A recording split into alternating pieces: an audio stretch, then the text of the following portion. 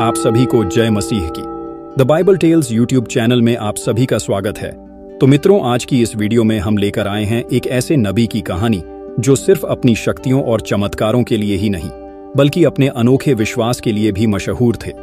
जी हाँ, हम बात कर रहे हैं एलीशा नबी की, एक ऐसे नबी जो परमेश्वर की शक्ति से असंभव को संभव बना सकते थे, जो जहरीले पानी को मीठा और जीवन से हारे हुए व्यक्ति में नई जान भर सकते थे। पुराने समय में कुछ ऐसे महान नबी हुए हैं जिन्होंने अपने चमत्कारों और अनुभवों से लोगों के जीवन में बड़े परिवर्तन लाए। उन्हीं में से एक थे एलीशा नबी।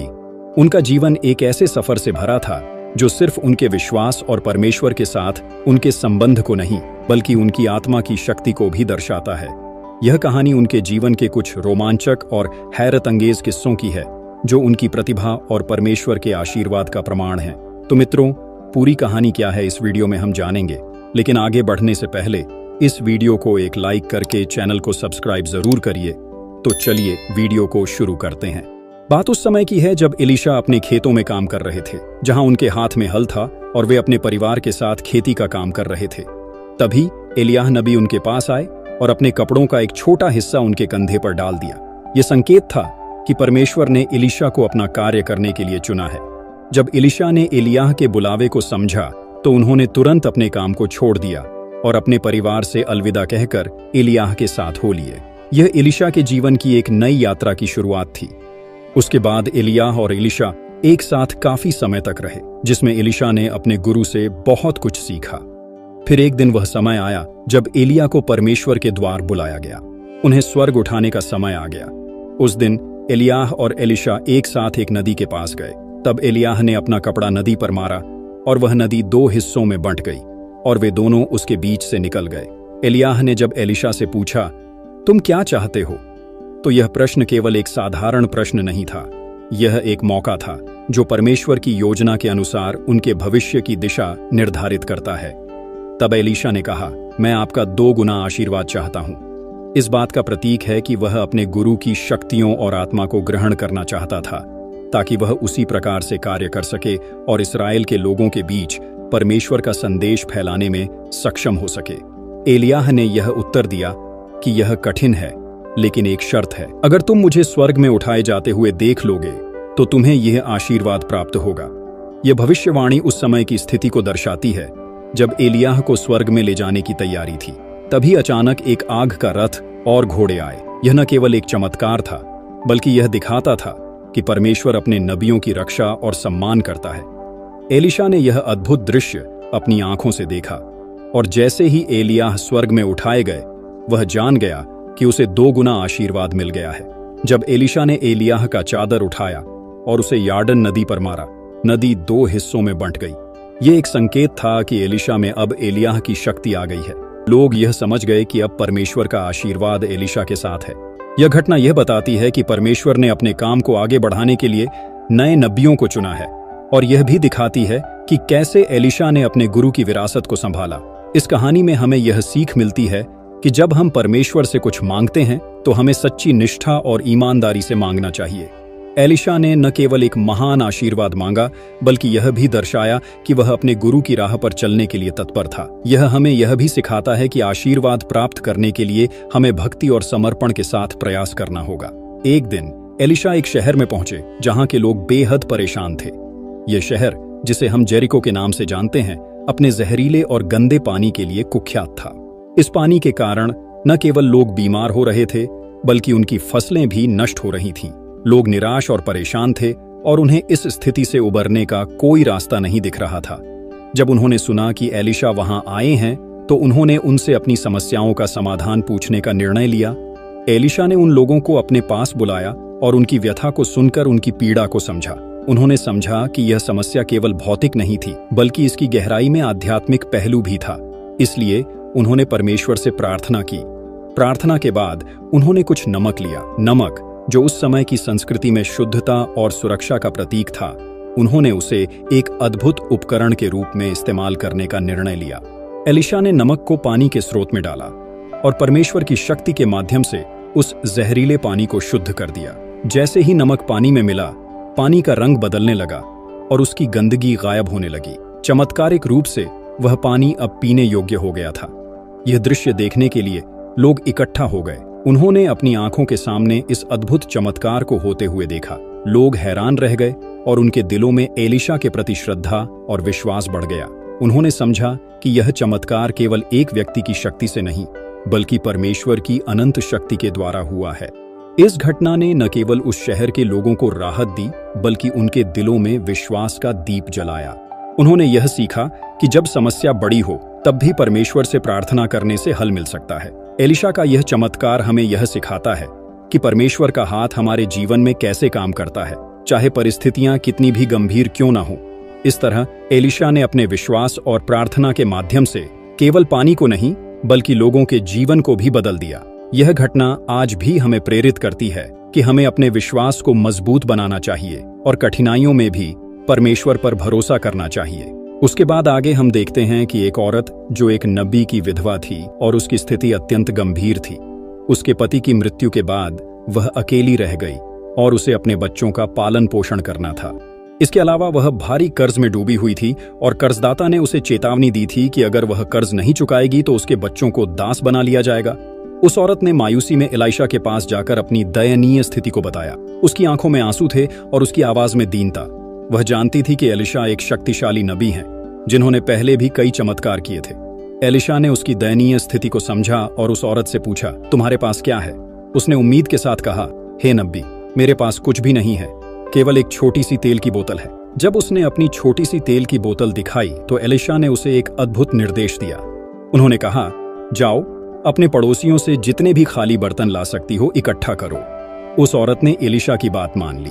वह अपने पड़ोसियों के पास गई और उनसे जितने भी खाली बर्तन मिल सके इकट्ठा किए। जब उसने सभी बर्तन इकट्ठा कर लिए, तब उसने अपने घर के अंदर जाकर अपने बेटे को बुलाया और बोली, अब हम इस छोटे से तेल की बोतल से खाली बर्तनों में तेल डालना शुरू करेंगे। जैसे ही उसने बोतल को पलटा और उसमें से तेल निकालना शुरू किया, एक अद्भुत चमत्कार हुआ।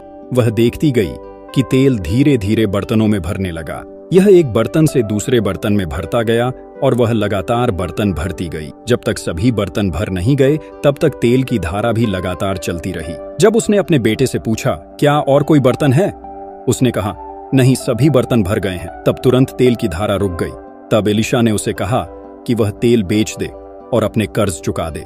इससे न केवल उसका कर्ज चुक गया, बल्कि उसने अपने बच्चों के लिए जीवनयापन के लिए भी पर्याप्त तेल बचा लिया। इस चमत्कारिक घटना से हमें यह सीखने को मिलता है कि जब हम अपनी सीमित संसाधनों को विश्वास के साथ परमेश्वर के हाथों में रखते हैं, तो वह उन्हें कई गुना बढ़ा सकता है।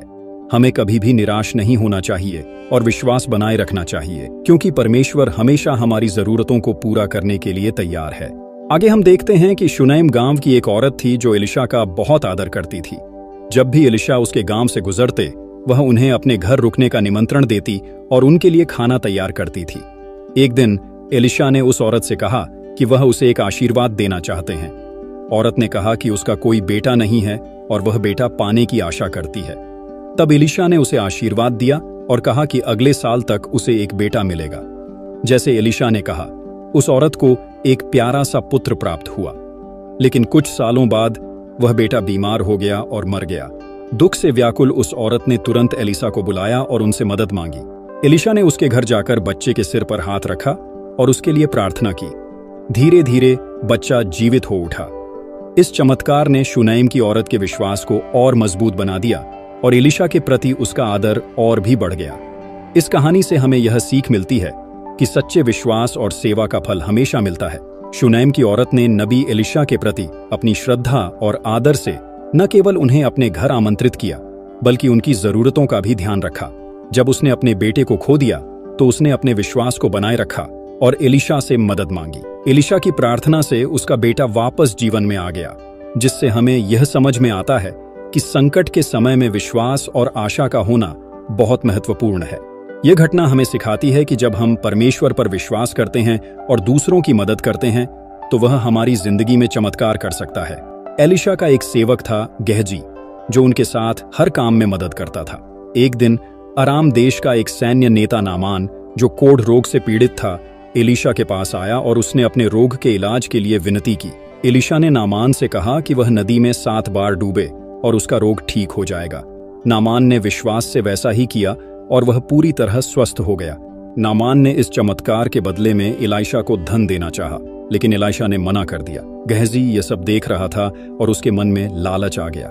जब नामान वापस जा रहा था तो गेहजी उसके पीछे गया और झूठ बोलकर उससे धन ले लिया। यह लालच उस पर भारी पड़ा, क्योंकि जब एलीशा को सच का पता चला तो उन्होंने गेहजी को नामान की बीमारी में गिरफ्तार कर दिया। यह एक सीख थी कि लालच और झूठ का परिणाम कितना भयानक हो सकता है। एलीशा ने अपने जीवन के अंतिम दिनों में भी अपनी शक्तियों का प्रदर्शन किया। जब उनका निधन हुआ तो उनके शरीर को एक कब्र में रखा गया। कुछ समय बाद जब कुछ लोग उस कब्र के पास आए तो एक और व्यक्ति को वहां दफन किया जा रहा था। उस समय कुछ लुटेरे वहां आए, जिससे लोगों में हड़कंप मच गया। संकट में पड़े उन लोगों ने जल्दी से अपने साथी के शरीर को एलीशा की कब्र में डाल दिया ताकि वे वहां से भाग सकें। यह एक साधारण स्थिति थी, लेकिन जो हुआ वह अत्यंत असाधारण था। जैसे ही उस व्यक्ति का शरीर एलीशा की हड्डियों को छू गया, वह तुरंत जीवित हो उठा। यह चमत्कार एलीशा की महानता और परमेश्वर की शक्ति को दर्शाता है। यह स्पष्ट करता है कि एलीशा में इतनी दिव्य शक्ति थी कि वह मरने के बाद भी प्रभाव डालती रही। उनकी हड्डियों के संपर्क में आने से व्यक्ति का जीवित होना यह दिखाता है कि उनका विश्वास और परमेश्वर की कृपा उन पर इतनी प्रबल थी कि उसने मृतकों को भी जीवन में वापस ला दिया। इस घटना से हमें यह सीखने को मिलता है कि परमेश्वर की शक्ति और आशीर्वाद अनंत होते हैं। एलीशा के जीवन और उनके द्वारा किए गए कार्य न केवल उनके समय में महत्वपूर्ण थे, बल्कि उनके निधन के बाद भी उनकी महानता को प्रमाणित करते रहे। यह घटना विश्वासियों को याद दिलाती है कि जब हम परमेश्वर की सेवा करते हैं तो हमारा जीवन और कार्य आने वाली पीढ़ियों के लिए भी प्रेरणा बन सकते हैं। एलीशा का यह अंतिम चमत्कार दर्शाता है कि सच्चा विश्वास और समर्पण मृत्यु के बाद भी जीवन का संचार कर सकते हैं। तो मित्रों, यह थी एलीशा नबी की कहानी, एक ऐसे व्यक्ति की जो अपने विश्वास और परमेश्वर की शक्ति के दम पर असंभव को संभव कर दिखा सकते थे। एलीशा का जीवन हमें सिखाता है कि अगर हमारा विश्वास मजबूत हो और हम परमेश्वर के साथ सच्चे दिल से जुड़े रहें तो हर मुश्किल का हल मिल सकता है। इस कहानी में एलीशा के कई चमत्कार और सीखें छिपी हैं। यह कहानी सिर्फ एक नबी के जीवन की नहीं, बल्कि उस शक्ति और आशीर्वाद की भी है जो परमेश्वर अपने भक्तों को देते हैं। एलीशा ने अपने विश्वास के माध्यम से जो चमत्कार किए, वो आज भी हमें प्रेरणा देते हैं और हमें यह सिखाते हैं कि परमेश्वर के साथ रहकर हम भी अपने जीवन को रोशनी से भर सकते हैं। तो मित्रों, आज के लिए बस इतना ही। उम्मीद करते हैं कि आपको इस कहानी से कुछ नई सीख मिली होगी। अगर आपको ये वीडियो पसंद आई तो वीडियो को लाइक और शेयर करना बिल्कुल भी ना भूलें। चैनल में नए हैं तो सब्सक्राइब जरूर करें। धन्यवाद।